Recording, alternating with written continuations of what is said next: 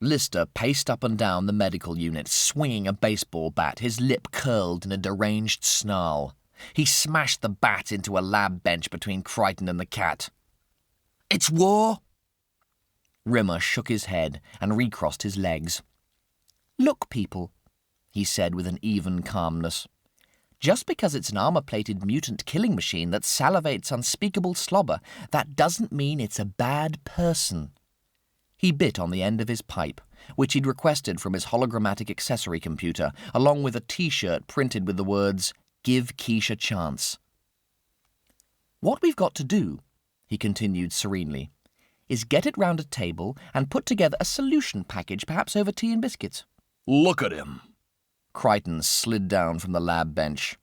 "We can't trust his opinion. He has no anger. He's a total dork." "Good point, Crichton," Rimmer said kindly. "Let's take that on board, shall we?" He turned to Lister and smiled. "David, do you have any suggestions you'd like to bring to this forum?" "Yes, I have actually, Arnold," Lister mimicked. "Why don't we go down to the ammunition store, get a nuclear warhead, and then strap it onto my head? I'll nut the smegger to oblivion."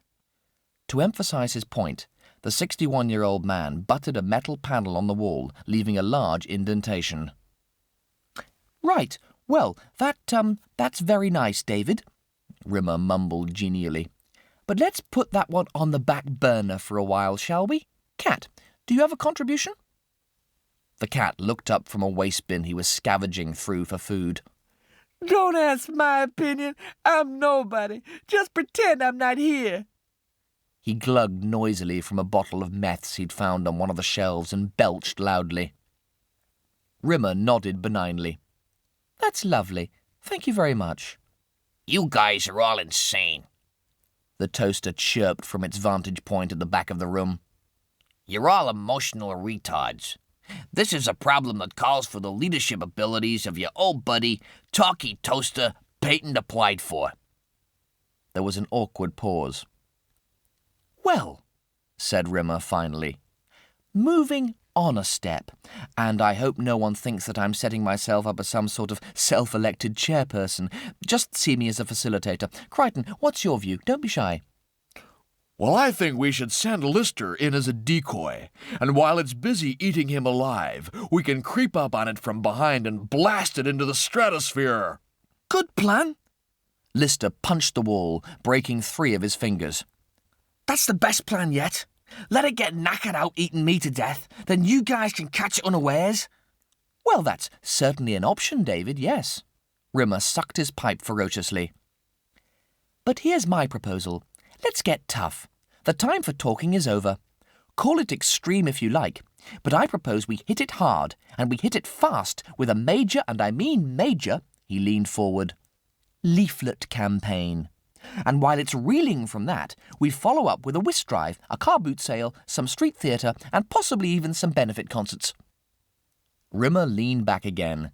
It was a radical course of action, and he just hoped he hadn't gone too far. He took a comforting suck from his hologrammatic pipe and carried on outlining his solution. "Now, if that's not enough," he said almost crossly, "I'm sorry, it's time for the T-shirts. Mutants out.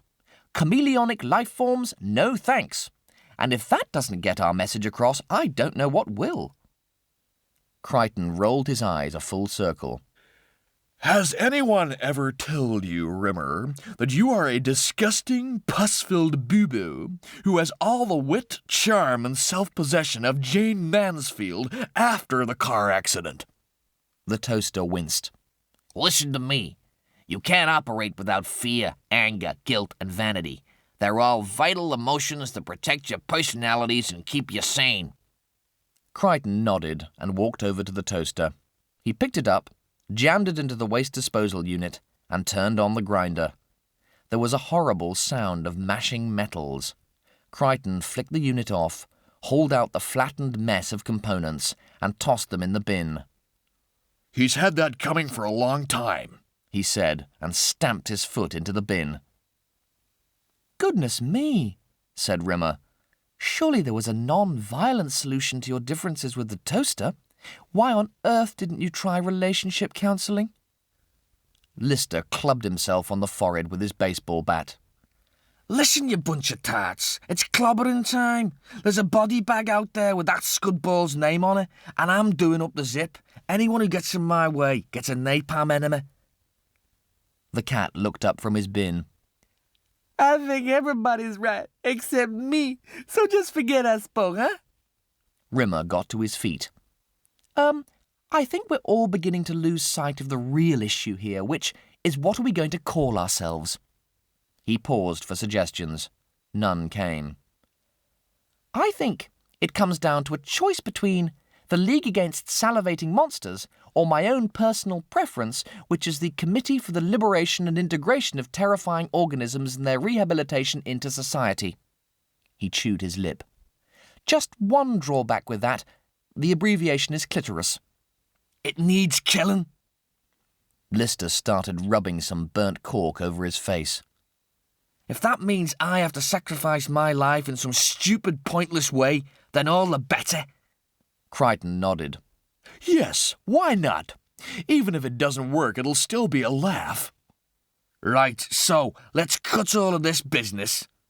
Lister mimed a yakking mouth with his hand. And get on with it. Last one alive's a wet ponce, he growled. Who's with me? Rimmer followed him to the hatchway. Well, the Scutters won't have the protest posters ready till Thursday, but sometimes I suppose one just has to act spontaneously. OK, people, let's go. Hey, I'm coming too. The cat staggered behind them. Maybe I can bum some money off it. Crichton took up the tale. Maybe if he handed the others over as hostages, the beast would let him go. He hoisted his bazookoid to waist level and held the others in his field of fire. Move it, suckers! It wasn't nearly as difficult as they expected, tracking down the polymorph. It had dined in rapid succession on a variety of emotions far richer than it was used to, and they found it lying bloated and half asleep back down in the cargo bay. It would have been easy to kill it then as it lay almost shapeless, a pulsating grey-green mush. But they couldn't agree on tactics. The cat wanted to throw itself on the creature's mercy. Lister wanted to strangle the mutant to death as soon as anyone could locate its neck. Rimmer suggested they might offer it a number of concessions, including mutant crash facilities, a chameleonic life-form helpline, and free travel passes for all slime beasts. While Crichton refused to join in the discussion and simply walked up and down one of the wide cargo aisles, happily and noisily evacuating his waste fumes, a practice mechanoids normally perform in private. As they stood over the slumbering polymorph, consumed by their pointless bickering, gradually the beast lumbered to awareness. Its primitive brain screamed for survival, and it was forced into a change. It scoured their minds for a shape to protect itself, a form that would be invulnerable while it regained its energy. And it found one. Before their eyes, the mound of blubber turned in on itself and rose up into the air, looming above their heads. The polymorph turned into a tall, green, wrought-iron lamppost. Now what do we do? Lister nutted the post. How'd you fight a lamppost? Hey! Rimmer held up a conciliatory hand. Just because it's a lamppost doesn't mean it hasn't got feelings. Isn't that right, big fella? He said to the lamppost. Crichton tried ripping off a volley of fire from his bazookoid. When the smoke finally cleared, the lamppost was scorched and a little blackened, but otherwise perfectly intact. Now what? We just have to wait, Lister snarled, until it turns into something we can kill. So they waited. 2 hours passed. 2 hours while the polymorph regained its strength, regained its energy. To hell with this, said Crichton finally. I'm gonna loot the shops in the ship's shopping mall. But as he made to leave, there was a sickening squelching noise, and the lamppost began turning in on itself.